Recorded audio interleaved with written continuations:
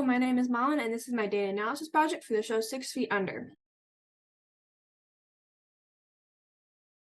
Just before I start, I want to show you my Excel sheet so I can tell you what I recorded. I started with the episode title and the rating taken from IMDb, the category of the death at the start based on these categories, then a subcategory based on these, the number of male and female deaths, the age just taken by subtracting the years, and then I have other notes about more specific stuff. I didn't really include a whole lot of stuff about the characters. I was more interested in just like the deaths at the start. So like I said, all of the deaths are counted, including those outside the cold open and also the 6 main character deaths shown at the very end of the finale. Also, some deaths are harder to classify because they're like weird, or some categories only occurred at the start or end of the series because I like changed a lot of the categories as I watched. This is an episode title word cloud. It's really not that interesting because there were only 4 words that occurred more than once, with time occurring 3 times, place, knock, and I'm occurring twice, and all these other words just once. So now I'll get into the ratings of the show. This is a graph of the ratings throughout the seasons taken from IMDb as I watched the show. So it's out of 10.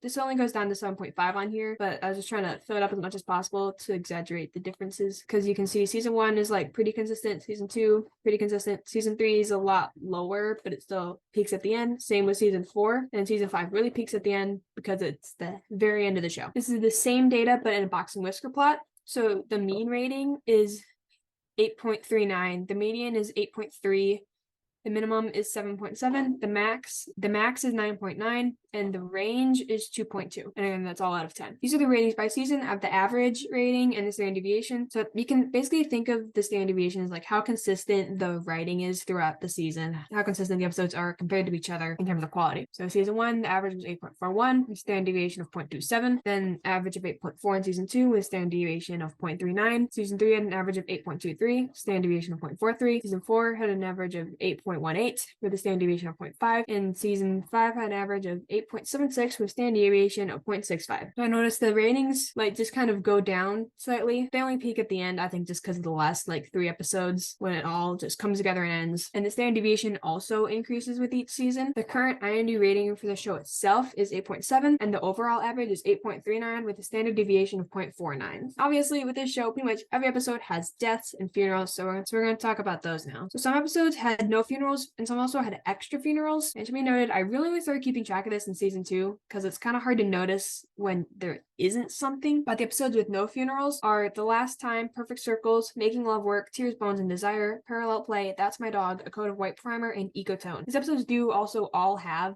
like death at the start. We just might not see that person's funeral, and the average of these episodes is 8.5. It's like slightly higher than the overall average of the show. And I think the reason it's slightly higher is because when there isn't a funeral, they're taking the time that you would normally see in the funeral, and they're focusing up more on the characters, like in That's My Dog when David gets abducted, or in A Coat of White Primer when it's Nate and Brenda's wedding. Then a few had extra funerals outside of the main death, like in Pilot.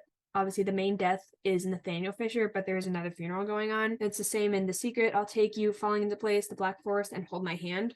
These 2 are just separate memorials for Lisa, and the average of that is 8.43. Slightly higher than the overall average again, still lower than the episodes with no funerals. All right, these are the types of death I recorded. So I had murder with the subcategories beating, shooting, or other.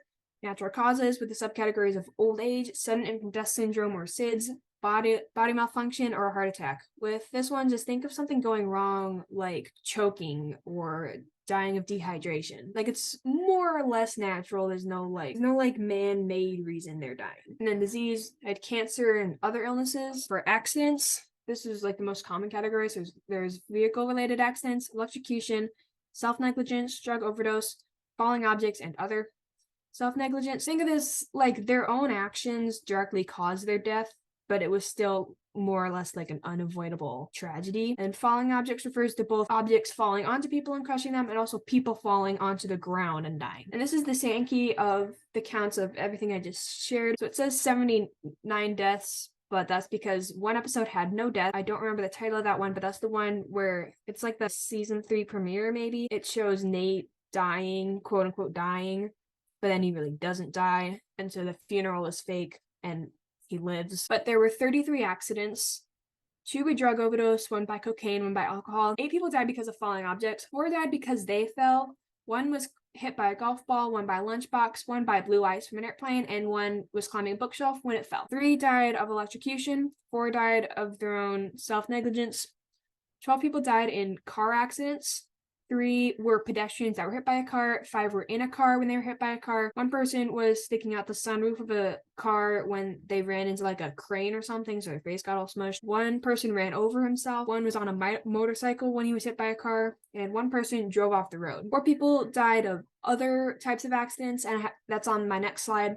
1 of these was manslaughter, and since the person who pushed her would be criminally liable for that, these are like my criminally liable people over here. And obviously most of the criminals, they were like murderers. So of the 7 shooting deaths, all 7 were killed by men. Of the 2 beating deaths, 1 was killed by a man, 1 was killed by a woman. And of the 3 others, 1 was killed by a man, 1 was killed by a woman, and the 3rd one was a lethal injection that took place in Texas. And natural causes is the 2nd biggest category, with 9 people dying of old age, 1 baby dying of SIDS, 5 people dying of a heart attack, and 4 people dying of a bodily malfunction, 1 being allergies, 1 being heat stroke, 1 being choking, and 1 being a hemorrhage. 7 people took their own life, and 7 people died of a disease, 4 of cancer, and 3 of other illnesses. And for the murders that fell under other, 1 was a hot dog down the throat, 1 was the lethal injection by Texas, and the 3rd was the drowning of Lisa by Hoyt. The other accidents that occurred was someone falling into a giant mixer, someone being bisected by an elevator, the manslaughter, and someone being mauled by a cougar. The other illnesses that occurred were lung disease, heart disease, and the AVM that Nate had. These are the ages of all the decedents. I just recorded it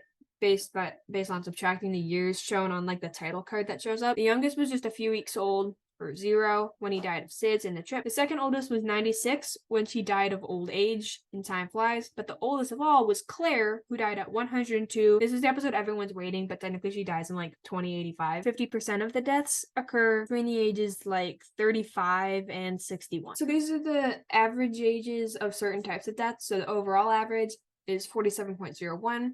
The average age of murder victims is 45.08. The average age for natural causes, all of them, is 63.88. The average age of accident victims is 38.52. The average age of people who died of a disease is 46. The average age of people who took their own life is 40.33. And the average people who only died of old age is 80.33. These are just a few more noteworthy deaths. So in Perfect Circles, Nate imagines his own funeral and death, but he lives and there is no other death or real funeral shown. I explained that a little earlier.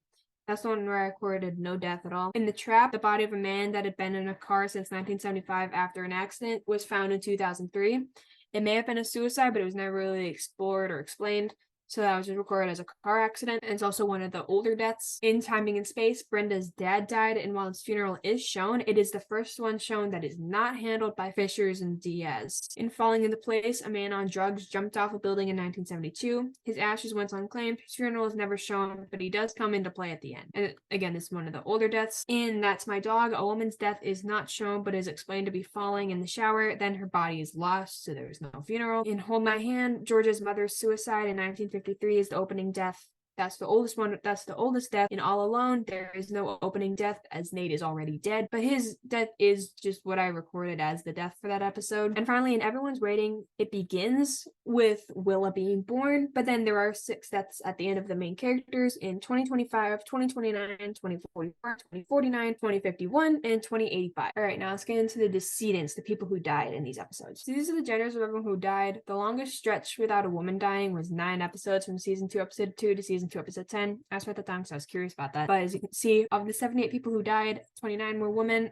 and 49 were men. I'm honestly a little surprised that it isn't more of a 50-50 split. This is like a 3/8, 5/8 split, so it's a little more than half. Makes me wonder why there were so many more men that died in this show. And then these are the episodes where the Fishers or the Diazes knew the decedent, and they kind of got the business of that funeral through that. The first obviously being Mr. Fisher, it's his funeral home. Second being I'll Take You with the Diaz's neighbor. Timing and Space was Brenda's father, but they didn't do his funeral, so he's still on this list anyway. Can I Come Up Now was David's ex-fiance's father. Dancing for Me was Nate's high school friend.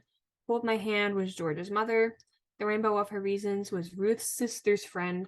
The Silence was Maggie's friend from church, and All Alone was Nate's. Again, it's his funeral home. And the average rating of these episodes is 8.44, which is slightly higher than the average. It's slightly higher than the average. I wrote down the ratings for these episodes because I noticed that like the first 3 did seem to be higher than usual. Then it kind of got lower again. Then it got really high. And a handful of these episodes do have multiple deaths in the beginning. The first being You Never Know, which was 3 murders and 1 suicide. Second was Death Works Overtime, which were 3 unrelated deaths, 1 murder, 1 heart attack, and 1 electrocution. And the final one was Bomb Shelter, with 4 accidental deaths of a family killed in a car crash. And then obviously the finale featured 6 deaths of the main characters at the end, but that was in years from 2025 to 2085. It's not like they happened all at once. These 3 episodes had extraneous deaths that were not the ones in the opening. So in The Invisible Woman, Keith shoots a man on duty. This man is not included in any of my graphs simply because we don't know like his age.